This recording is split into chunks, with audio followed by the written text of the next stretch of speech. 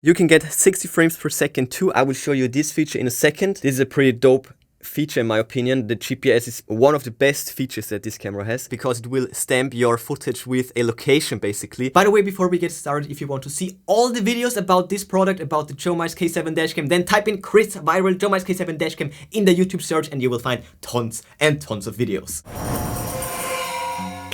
Initiating. Welcome back.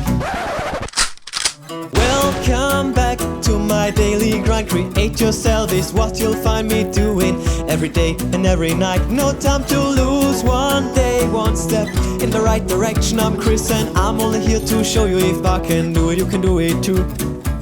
Welcome back to the vlog. It is Wednesday, another day, another chance to push hard, and the topic for this vlog is the specs overview, features, and my first impressions of the Jomise K7 dashcam. So let's get it. By the way, all the product reviews right here, watch them all, but before we get started, love goes out to all my subscribers. Thank you for making my life special and worth living to the max, so let me try to give back with a sweet video. In my first vlog, check it out right here, I unboxed the thing. Then in my second vlog, I turned it on for the first time, which was a struggle, but I made it work. You can check out the vlog right here. Now that I know how this thing works, let's take a deep dive into the specs, the features, the app settings, and then I will also talk about my first impressions of this thing.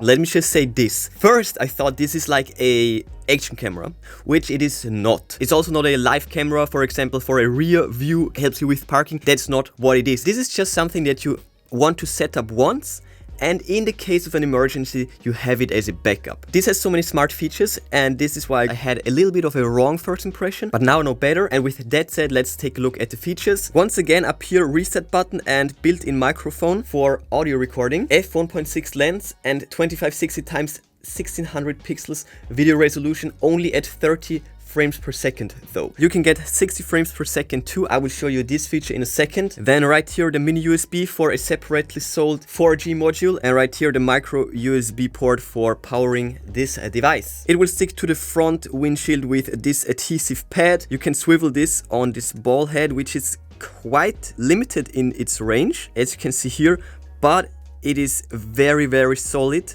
So this won't shake, it is really solid. Build quality is quite amazing, little decal right here. And before we get to the app, this thing also has a built-in touch screen. This thing is very responsive, which is quite amazing. When you swipe down from the top, well actually, right here, you will get Wi-Fi, microphone sounds, and GPS. You can turn off the Wi-Fi connection, you can mute the camera, you can turn off the audio recording, and you can turn off the GPS tracking, which is amazing that it's included in this webcam.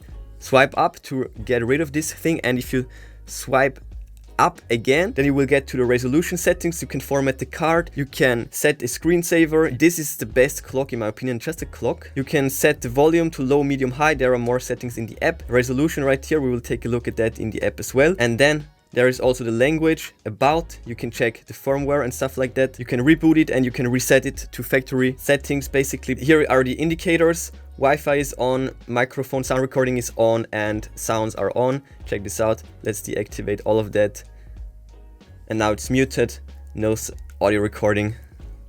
Boom. It's super responsive, but that's it for the webcam. Let's get to the app right here. Okay, let's connect. And right here is the gear. Let's start with the resolution. The best that this thing can do is 1600p at 30 fps, and the 60 fps option is right here, only at 1080p though. So you can either have the sharpness of the higher resolution or the smoothness, but with a lower resolution. I think I will take this. Right here you can switch off the audio. You can also deactivate the emergency recording. In other words, when the webcam gets shaken, and it will create a marker in the footage basically. Wide dynamic range, this is something like HDR, high dynamic range, wide dynamic range. It's better to turn this on, get more out of this camera. Here you can set the speaker volume in a more granular setting. Right here you can turn on or off the boot music. I will turn this off. I don't need this little chime to play every time. Standby screen, the clock. You can also upload a custom picture or just turn it off. Right here, parking monitoring. You will need a constant power supply for this to work, and it will drain the battery fairly fast, in around like in a week you can say. This thing only draws around 3 watts, but I would not recommend to activate this, otherwise your battery will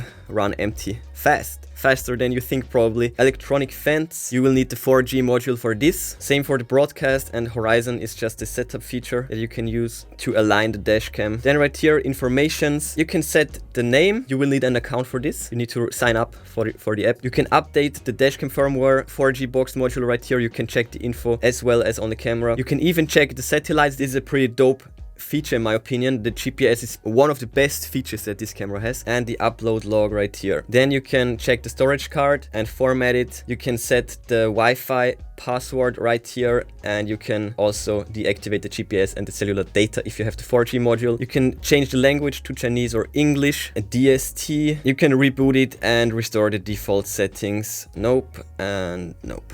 So I will disconnect from the app for now. So aside from all the smart features that this thing has, for example the green light reminder, I think the chip, oh there we go, there's a clock right here. I think this is the best looking screensaver that this camera offers. And well, aside from the smart features, the GPS functionality is amazing because it will stamp your footage with a location basically. And now right here, let's go, well you can also take a picture with the app, but let's go to the playback section right here and right here. These are the red markers. If the camera gets shaken, it will create one of these markers. It's an emergency marker. And this is the dashcam front right here. Let's go to the playback and somewhere like right here. Oh, it says right here, no GPS information found in the video. Oh my goodness, the video quality looks amazing. And there is a timestamp on the bottom right here. Well, when you click here on YDA, you can actually see this, which is a brown thing, Hyperlapse, and the time will fly by fairly fast. But can you actually download this thing? Okay, no. Well, after trying a bit, the answer seems to be no. You cannot download the whole Hyperlapse. You can only select from 10 seconds to up to 3 minutes, and it's not that much. Anyways, I will try to download this right here. Okay, I'm currently downloading the first part.